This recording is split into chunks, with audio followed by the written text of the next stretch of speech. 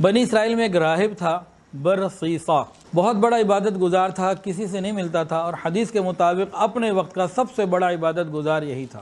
نہ لوگ اس سے ملنا آ سکتے تھے، نہ وہ کسی سے ملتا تھا، اور نہ کسی سے کوئی لینا دینا، اپنی عبادت میں مشغول رہتا۔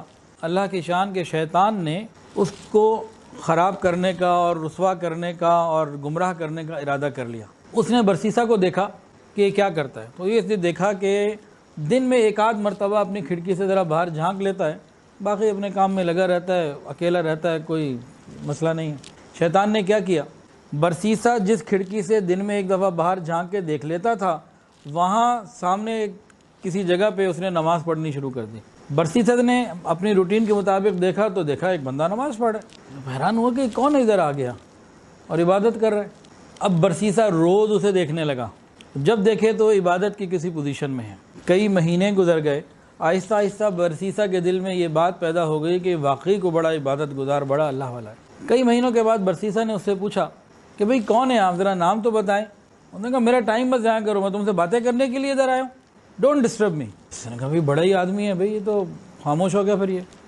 پھر ایک دن بارش ہو رہی تھی، بارش میں دیکھا وہ عبادت کر رہا ہے۔ تو برسیسہ نے کہا اس کو کہ بھئی دیکھو ٹھیک ہے، تم مجھ سے بات نہ کرو، میں بھی نہیں کرتا، لیکن چھت کے نیچے ہی آ جاؤ، یہاں آ کے عبادت کر لو، بارش ہو رہی ہے۔ اس نے کہا ہاں، مومن کو مومن کی بات مان لینی چاہیے۔ وہ تو اپنے مشن پہ تھا، اب اندر آ گیا، اندر آ کے اسی طرح عبادت شروع کر دی۔ تو ٹوٹل 1 سال اس نے پورا کیا اندر باہر کا عبادت میں۔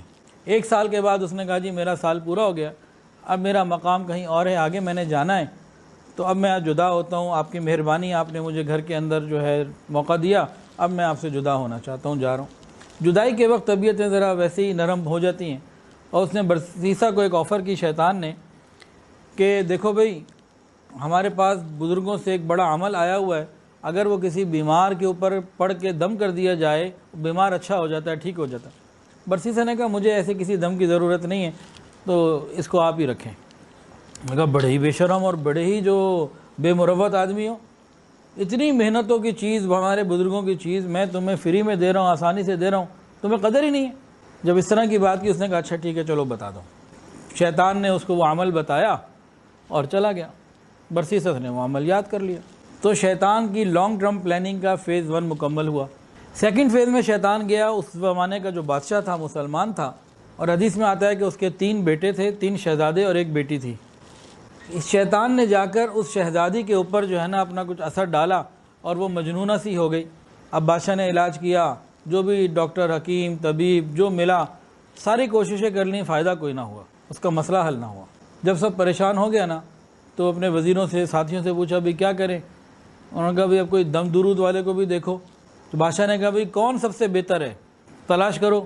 تو پھر ان کو رپورٹ دی گئی کہ جناب اس وقت پورے ہمارے علاقے میں جو سب سے بڑا عبادت گزار اور سب سے نیک آدمی ہے برسیسہ ہے، لیکن وہ نہ کسی سے ملتا ہے، نہ کسی کو اپنے پاس بات کرنے دیتا ہے۔ بادشاہ نے کہا بھی دیکھو میں بادشاہ ہوں، میری رعایا ہے، میری بیٹی کا مسئلہ ہے، آپ اس کے پاس جاؤ، میرا پیغام دو، ہم اپنی بیٹی اس کے پاس لے جائیں گے، اس سے دم کروانا چاہتے ہیں۔ لوگ گئے، اور برسیسہ کو یاد آ گیا کہ ہاں ایک ہمارے ہاں ایک بزرگ آئے تھے، انہوں نے 1 سال عبادت کی تھی، تو کوئی وظیفہ بتا گئے، تو چلو اس کو آزماتے ہیں۔ اس نے حامی بھر لی، ٹھیک ہے بھی لے آؤ۔ اب بادشاہ سلامت جو ہے اپنی بیٹی کو لے کر آئے، برسیسہ سے ملے، اور برسیسہ نے جو پڑھ کے دم کیا، وہ شیطان نے اپنا اثر ڈالا تھا، وہ اس نے ہٹا لیا، اور جناب ادھر دم ہوا، ادھر وہ بچی ٹھیک ہو گئی۔ بادشاہ کو یقین ہو گیا کہ برسیسہ کے دم میں میری بیٹی کا علاج، اور جناب یہ ٹاک آف دی ٹاؤن بن گئی بات کہ کہیں سے علاج نہ ہوا، برسیسہ نے جناب دم کیا، ٹھیک ہو گیا۔ اب شیطان نے کیا کیا، ہر کچھ عرصے کے بعد، مہینے 2 مہینے کچھ عرصے کے بعد بچی کے اوپر اثر ڈال دیتا، وہ مجنونہ سی ہو جاتی، بادشاہ بیٹی کو لے کے برسیسہ کے پاس آتا، وہ اسے دم کرتا، وہ ٹھیک ہو جاتی۔ اب سب کو یقین ہو گیا کہ اس شہزادی کا علاج برسیسہ کے دم میں ہے۔ اس دوران کیا ہوا، یہ سیکنڈ فیز چل رہا ہے شیطان کا۔